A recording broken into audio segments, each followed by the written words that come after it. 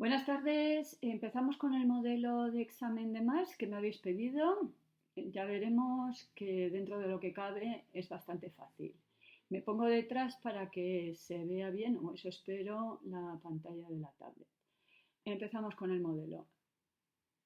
Nos acordamos que las preguntas siempre son las mismas. Son 5: la teoría del conocimiento, que incluye la metafísica, Dios, el ser humano, la ética, que es sinónimo de moral, y la política y o sociedad. Bien, lo primero, podemos saltarnos la ética. Marx no tiene ética. Entonces, en el caso de la filosofía contemporánea, tendremos que prepararnos la pregunta de Nietzsche. Podemos elegir en algunas, pero aquí mejor Nietzsche porque Marx no tiene teoría. ¿De acuerdo? Y como vamos a ver, la teoría del conocimiento y la política son la misma, así que realmente solo tenéis que preparar 3 preguntas. Empezamos con el ser humano. Empezamos con el ser humano porque en los apuntes que os he enviado yo empiezo con el ser humano, pero obviamente podíais empezar con la metafísica. El primer parrafito empieza con una crítica a la economía política y a la filosofía de Hegel. Crítica a la economía política, pues que los economistas consideran que el ser humano es una mercancía, se compra y se vende, y reducen al ser humano a sus necesidades más básicas. La crítica a la filosofía de Hegel. Hegel es muy complicado, pero ya hemos visto el truco es, pienso en Aristóteles. El ser humano es un animal racional, es decir, considerar que lo importante del ser humano es su capacidad racional y no tener en cuenta otras dimensiones del ser humano. ¿Cuál es la teoría de Marx sobre el ser humano? Pues justamente que no tiene una esencia. Esto es fundamental porque hasta ahora todos los filósofos que hemos visto definían el ser humano. El ser humano era, por ejemplo, una cosa pensante para Descartes, o, por ejemplo, antes se mencionaba Aristóteles, animal racional o animal político. Ahora nos encontramos que el ser humano no tiene una esencia, es decir, no tiene una definición. ¿Por qué? Porque para Marx lo importante es el trabajo, la actividad práctica que desarrolla el ser humano. Hasta ahora los filósofos han considerado como dimensión del hombre su actividad teórica, contemplativa, si queremos ponerlo más bonito en un examen. Y ahora Marx va a tener en cuenta su actividad práctica. Pero esa actividad práctica, el trabajo que desarrolla un ser humano, no depende exclusivamente de él, depende de las circunstancias, el marco social en que ha vivido. No es lo mismo ser un esclavo en la antigüedad que un siervo en la época medieval, un proletario en la época que le tocó a vivir a Marx. Por eso Marx dirá que el ser humano es el conjunto de relaciones sociales. Bien, ya hemos hecho nuestro primer parrafito, punto y aparte. El siguiente parrafito lo vamos a dedicar a la alienación. A ver, yo empiezo diciendo que no es una alienación religiosa, que fue como lo definió Feuerbach. Pero os recuerdo que os podéis saltar todas las comparaciones y os podéis saltar todas las citas, salvo a lo mejor una para cada autor, pero no intentéis memorizar todas las citas ni todas las frases que aparecen en el modelo de examen. Entonces, para Marx, lo importante no es la alienación religiosa. La alienación religiosa de Feuerbach es que el ser humano se había escindido y había proyectado en un cielo todas las maravillas que debería tener el ser humano. Para Marx, la alienación se debe a la sociedad capitalista, es decir, que el ser humano por naturaleza no está alienado, el ser humano está alienado por la economía, el marco económico que padece el ser humano. Ya sabemos que la alienación tiene 4 aspectos en Marx, y esto nos viene muy bien para enrollarnos un poquito, ¿no? Por ejemplo, respecto al producto, el producto que produce el ser humano, en este caso el proletariado, no le pertenece, pertenece al capitalista y además ese producto se va a enfrentar a él. Por otro lado, la actividad, el ser humano no se encuentra en sí en el trabajo, se encuentra fuera de sí. El ser humano solo se siente libre en cuestiones como el comer, el reproducirse, el atavío, cómo me visto. En esas cuestiones que para más son animales, el ser humano se siente libre. Y en lo que debería ser la faceta más importante del ser humano, el trabajo, se siente ajeno. No se está, diríamos hoy en día, realizando en el trabajo. Respecto a la naturaleza, ya vimos que la naturaleza se ha convertido de otro, es decir, propiedad privada. Y respecto a otros hombres, que el ser humano, en vez de trabajar para los demás, trabaja para el capitalista y los bienes que recibe el capitalista se convierten en los bienes de otro. ¿Cuál es la solución a este problema? Punto y aparte, en el siguiente parrafito vamos a hablar del comunismo. La solución ya lo sabemos desde cuarto de la ESO, que es la abolición de la propiedad privada. Marx, como comunista, considera que debe aparecer un régimen donde no haya ni propiedad privada ni Estado. Hay que aclarar que el comunismo no es deseo de nivelación. ¿Qué es esto del deseo de nivelación? Pretender que todo el mundo tenga el mismo destino que el obrero, es decir, que todo el mundo fuera pobre como los proletarios de su época. Y ya sabemos que para Marx las soluciones no son las soluciones socialistas, es decir, que para él no es una cuestión de igualdad. Según el comunismo, dependerá de las necesidades, dependerá de las capacidades y ni todos tenemos las mismas necesidades, ni todos tenemos las mismas capacidades. Y como ya sabéis, para más el comunismo será un desenlace inevitable, se dará por justo el punto que vamos a ver, que es la dialéctica. Pasamos a nuestro segundo punto. Si me retiro se debería ver, pues sí, he descubierto el truco y empezamos, ¿de acuerdo? Entonces, empezamos con la filosofía como actividad revolucionaria, ¿de acuerdo? A ver, ya vimos que Marx no solo es un filósofo, sino que además participa activamente en las revoluciones de su época. Nos acordamos, quizás en este momento sí que sea bueno citar, que Marx critica a los filósofos anteriores porque hasta ahora lo único que han hecho es interpretar la realidad y lo que deben hacer es transformar esa realidad. El primer parrafito lo vamos a dedicar a la dialéctica. ¿Qué es esto de la dialéctica? Bien, obviamente es la dialéctica de Hegel, es un concepto hegeliano, pero ya sabemos que Marx va a aceptar la dialéctica hegeliana invirtiéndola. ¿Qué significa invertir la dialéctica hegeliana? Pues no considerar que lo más importante es el espíritu, sino lo material. Lo material, que vamos a ver en el siguiente parrafito, no entendido como la materia, sino como las condiciones que permiten reproducir la vida. Ya sabemos que Marx tenía un carácter polémico y entre la polémica está la crítica a los hegelianos. Ya vimos que se puede entender la dialéctica de dos formas. Si el parrafito se está saliendo muy largo, me salto la segunda y queda estupendo. Sería una concepción triádica, como tesis, antítesis, síntesis, y la imagen era la espiral. ¿Qué quiere decir eso? Que ante las contradicciones y para Hegel y para Marx la realidad se dan esas contradicciones obligan a resolverlas. Inevitablemente ocurre el salto adelante. Para Marx esas contradicciones se dan en la lucha de clases y, como acabamos de ver, el comunismo será inevitable.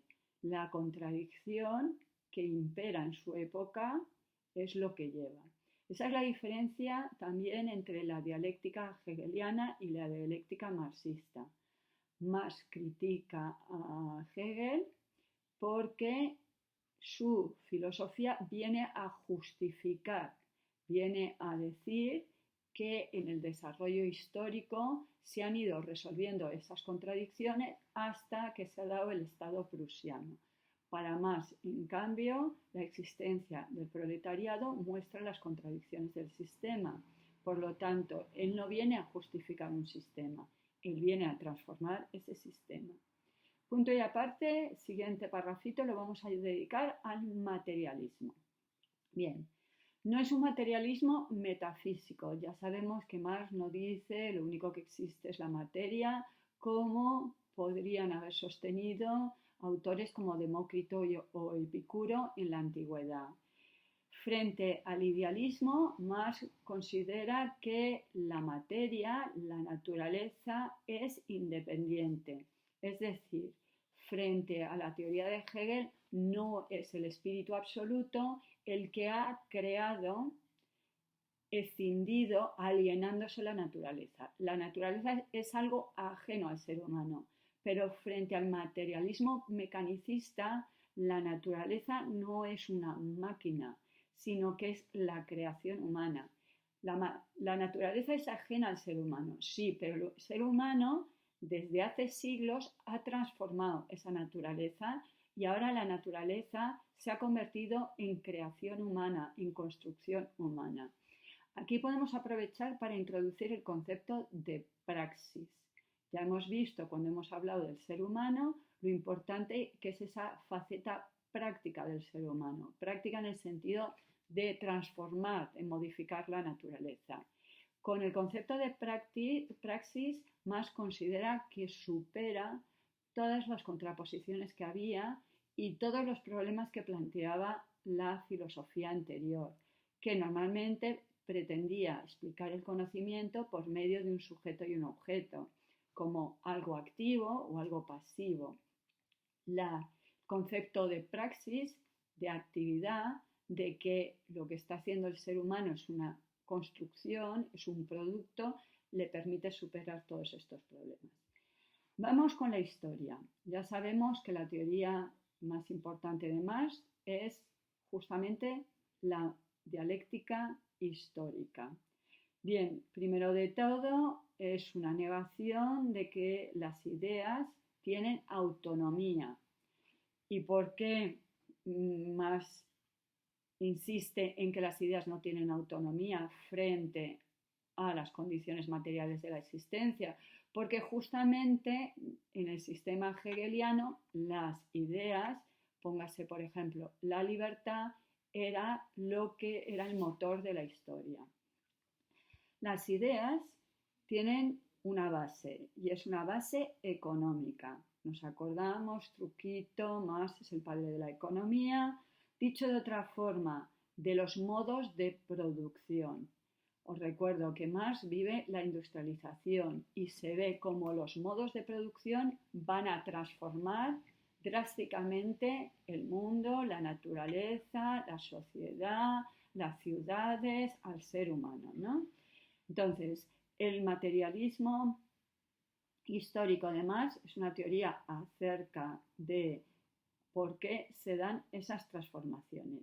En nuestro siguiente parrafito, no sé si se ve, vamos a tratar acerca de la infraestructura y de la superestructura.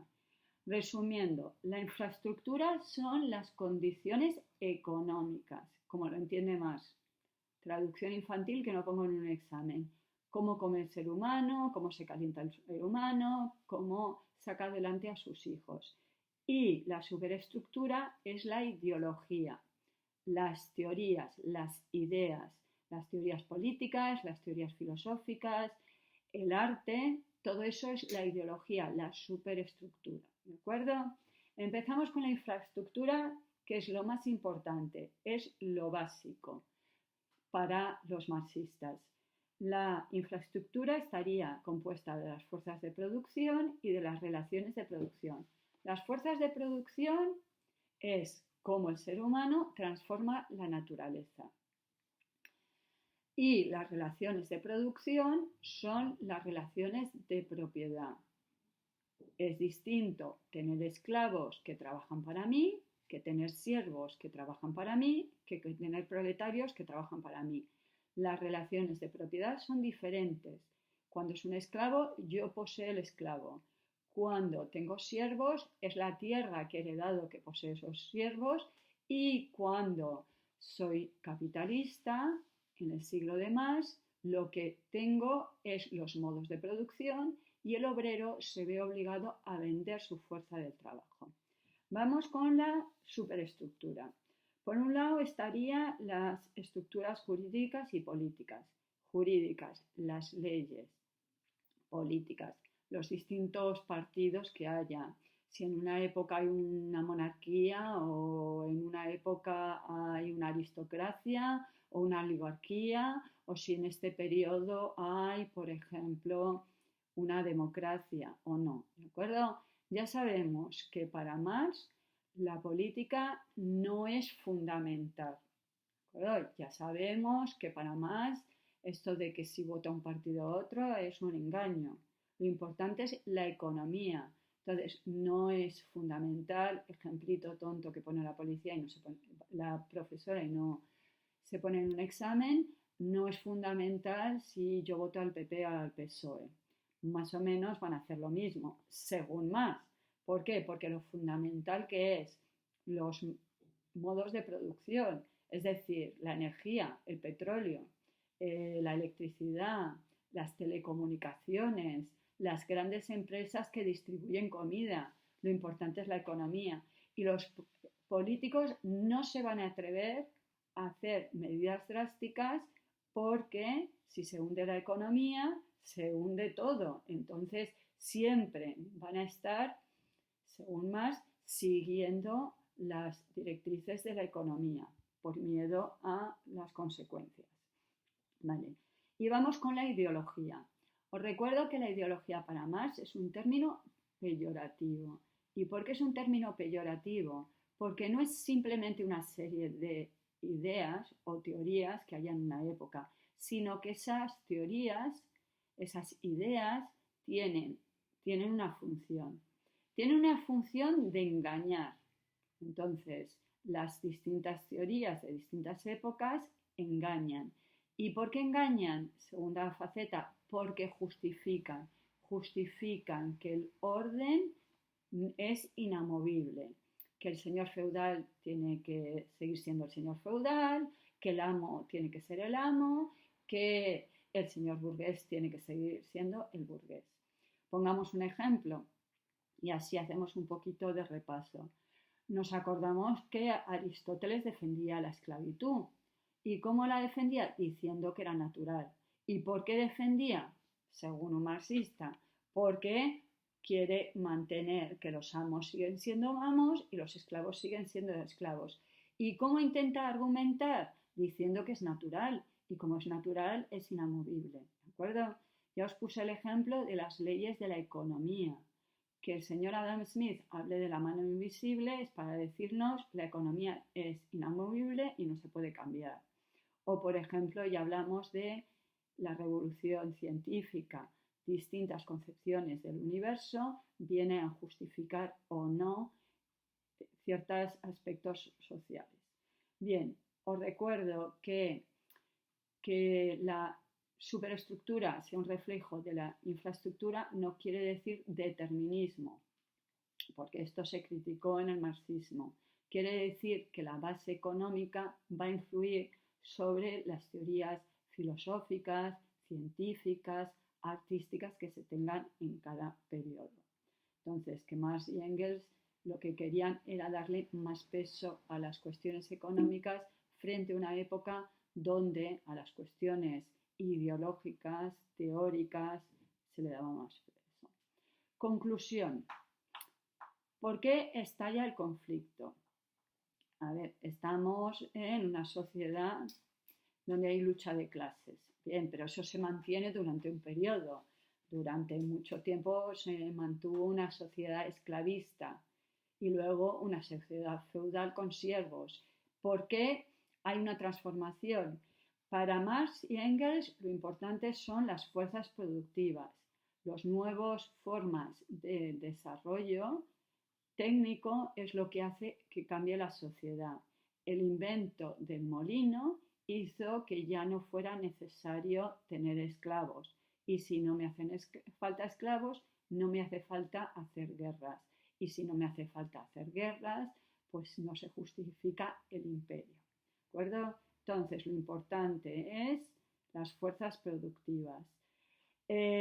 Acabo el último parrafito que queda así como mono, que lo importante es el ser humano y no la astucia de la razón, que era una frase célebre de Hegel, que lo que mueve la historia es la razón y que lo importante para Marx es la conciencia de clase, lo que él pretendió con el manifiesto comunista, por medio del manifiesto comunista, que los proletarios se dieran cuenta que era una clase revolucionaria y que podían, por lo tanto, cambiar. Bien, tenéis esquemita del ser humano, tenéis esquemita de la metafísica, que es lo mismo que la sociedad, porque como ya os adelanté, la teoría acerca de cómo es la sociedad para Marx es también cómo es la metafísica.